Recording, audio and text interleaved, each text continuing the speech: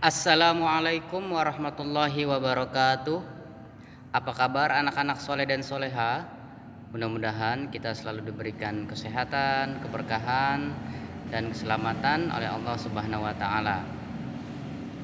Baiklah, kali ini kita berjumpa kembali di pelajaran fikih. Kita membahas tentang zakat mal atau zakat harta.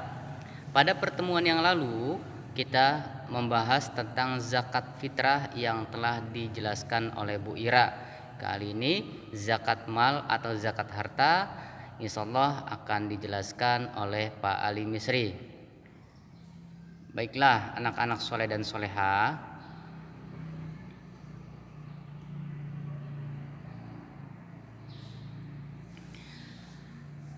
mengingatkan kembali ya, apa sih artinya zakat?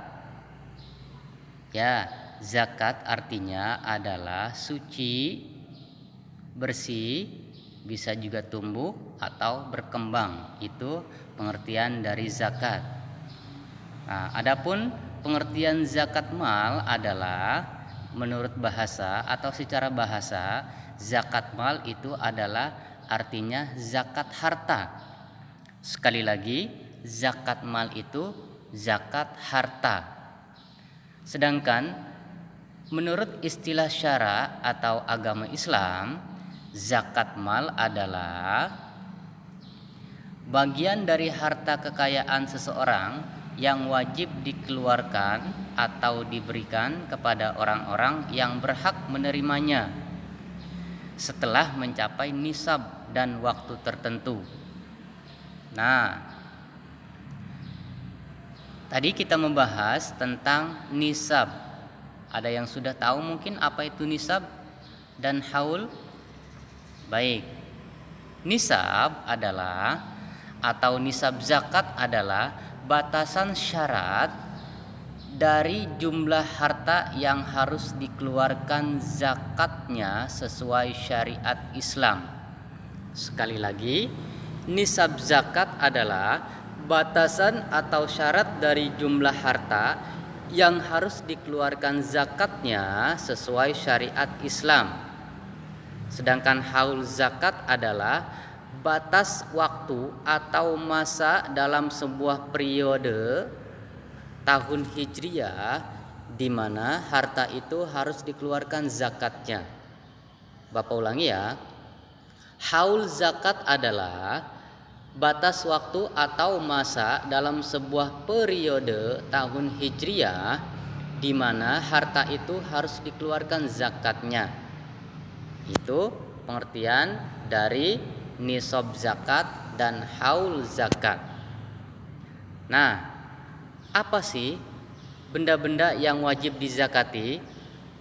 Baik, benda-benda yang wajib atau yang harus kita zakati adalah biji-bijian dan buah-buahan, zakat binatang ternak, zakat uang, emas dan perak, zakat perdagangan dan perniagaan, dan yang terakhir zakat barang tambang dan rikas.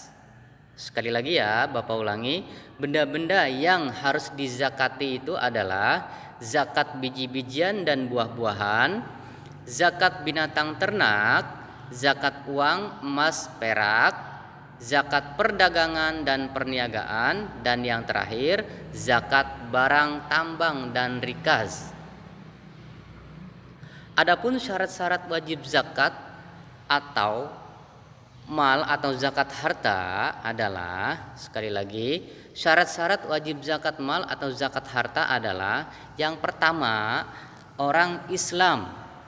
Berarti yang selain agama Islam tidak diwajibkan bahkan tidak syah mengeluarkan zakat, karena hanya orang Islamlah yang diwajibkan mengeluarkan zakat.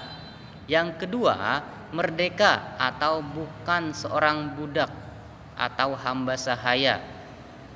Ya, yang ketiga, milik sendiri dalam artian harta yang kita miliki itu yang akan kita zakati atau yang akan kita zakatkan milik kita sendiri, bukan milik orang lain. ataupun kita meminjam kepada orang lain, itu tidak syah zakatnya. Makanya syarat yang ketiga itu hartanya adalah milik kita sendiri. Yang keempat, cukup 1 nisab. Yang kelima, haul atau sudah 1 tahun. Nah, kita akan mempelajari contoh perhitungan zakat biji-bijian dan buah-buahan. Nah, misalkan apabila kita mempunyai 930 liter beras, maka zakatnya 10%. Cara menghitungnya seperti apa? Cara menghitungnya adalah 930 dikali 10 dibagi 100. Hasilnya adalah 93 liter. Sekali lagi, cara menghitungnya 930 dikali 10 dibagi 100.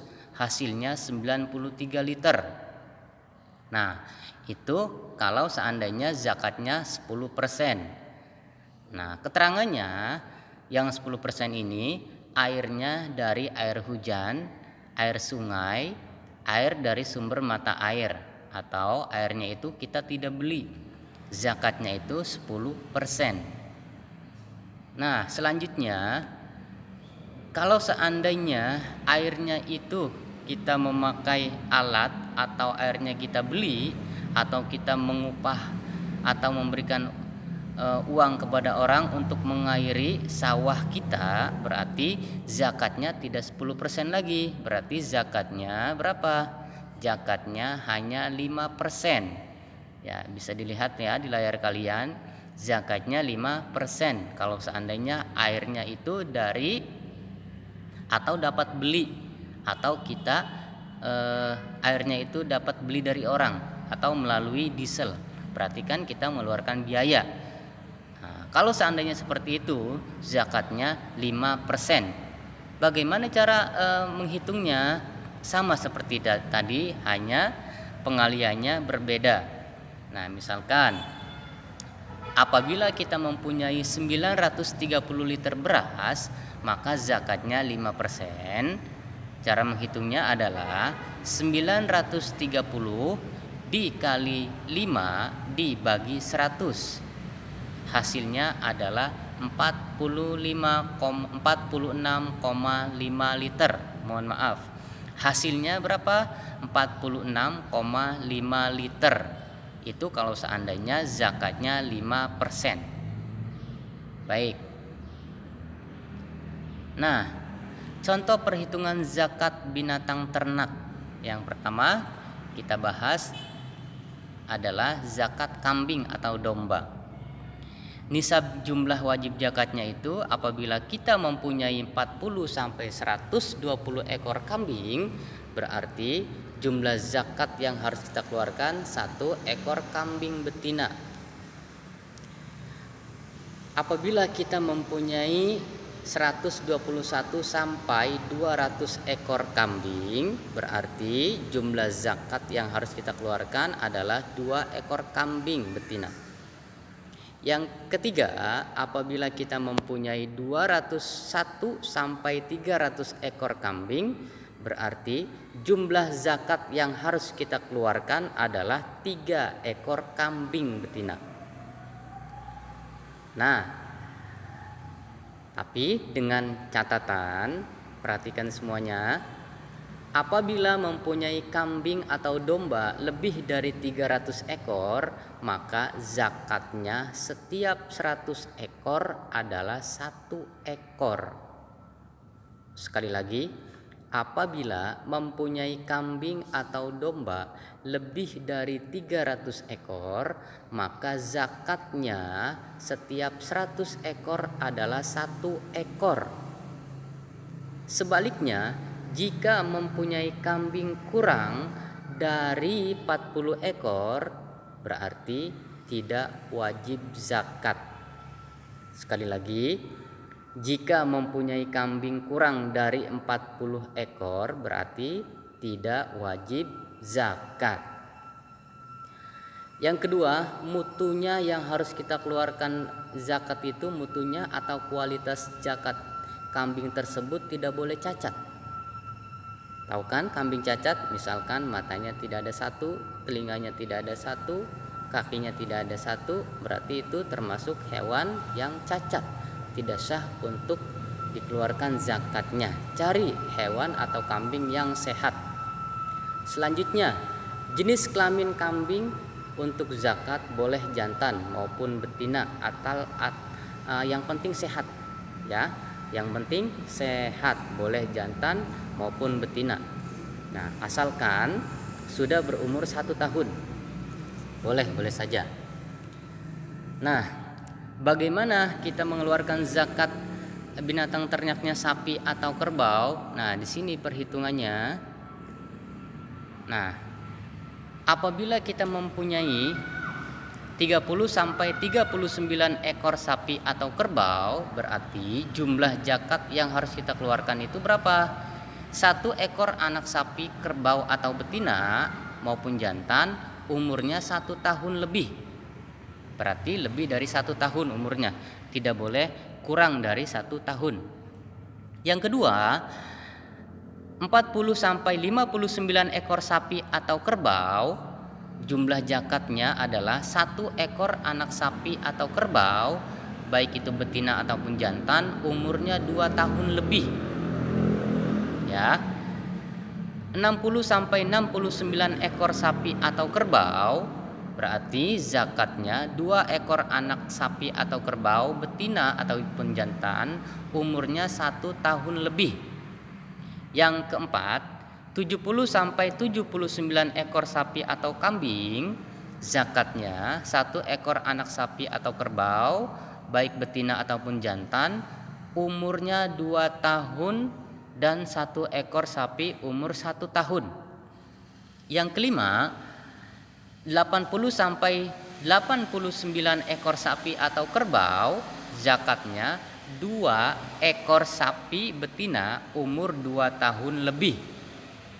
Yang keenam, 90 sampai 99. Di situ 99 ya, tapi tulisannya 09. Mohon maaf, 90 sampai 99 ekor sapi atau betina, berarti zakat yang harus kita keluarkan itu berapa? Ya, 3 ekor sapi umurnya 1 tahun lebih. Ya, yang ketujuh, 100 sampai 109 ekor sapi atau kerbau, zakatnya adalah 1 ekor sapi betina umurnya sudah 2 tahun lebih dan 2 ekor sapi umur 1 tahun. Yang kedelapan, 110 sampai 119 ekor sapi atau kerbau sudah berumur mohon maaf, berarti zakat yang harus kita keluarkan itu 2 ekor anak sapi betina umur 2 tahun dan 1 ekor sapi umur 1 tahun. Yang terakhir, 120 lebih ekor sapi atau kerbau, kita mempunyai 120 lebih ekor sapi atau kerbau. Berarti zakat yang harus kita keluarkan itu berapa? 3 ekor anak sapi betina umur 2 tahun lebih atau 4 ekor sapi umur 1 tahun. Ya. Nah, terus bagaimana cara perhitungan zakat uang? Coba perhatikan semuanya. Nah, cara perhitungan zakat uang adalah, nah, coba lihat di layar kalian. Apabila kita sudah mempunyai minimal 42 juta. Nah, di situ 42.120.000 rupiah. Sekali lagi, apabila kita sudah mempunyai minimal 42.120.000 rupiah, berarti atau maka uang tersebut wajib dikeluarkan zakatnya sebanyak 2,5%, ya, 2,5%. Ya, ingat-ingat 2,5%. Nah, bagaimana cara menghitungnya? Baik, cara menghitungnya adalah seperti ini. 42.120.000 rupiah dikali 2,5% dibagi 100, hasilnya adalah 1.053.000 rupiah. Sekali lagi Bapak ulangi, 42.120.000 rupiah dikali 2,5% dibagi 100, hasilnya adalah 1.053.000 rupiah. Berarti zakat yang harus dikeluarkan 1.053.000 rupiah. Baik. Nah, terus apa sih manfaat kita mengeluarkan zakat? Manfaatnya itu banyak sekali. Di sini Bapak hanya mencantumkan 4 saja. Yang pertama, zakat sebagai amal kebaikan. Yang kedua, zakat dapat mengikis sifat-sifat kekikiran dari jiwa seseorang. Yang ketiga, zakat dapat menciptakan ketenangan dan ketentraman. Yang keempat atau yang terakhir, zakat bila diserahkan atau diberikan dengan ikhlas, di samping memberi keuntungan terhadap kebaikan kita di akhirat nanti, juga dapat menambah nilai harta yang tersisa dengan arti pengembangan dan pemanfaatannya lebih baik. Artinya, jangan khawatir, kita mempunyai harta apabila dizakatkan itu tidak akan habis, malah bertambah. Karena kenapa? Matematiknya Allah itu berbeda. 10 diambil 1 bukannya 9, tetapi 19. Ya, malah bertambah menjadi barokah. Paham ya? Baik anak-anak soleh dan solehah, kita akhiri saja pembelajaran online kali ini. Mudah-mudahan bermanfaat bagi kita semua. Sekian untuk pembelajaran hari ini ya anak-anak soleh dan solehah. Semoga kita semua terhindar dari sifat-sifat sombong, kikir, dan tidak bersyukur atas nikmat yang Allah berikan kepada kita semua. Amin, amin ya rabbal alamin. Bapak akhiri dengan ucapan wassalamualaikum warahmatullahi wabarakatuh.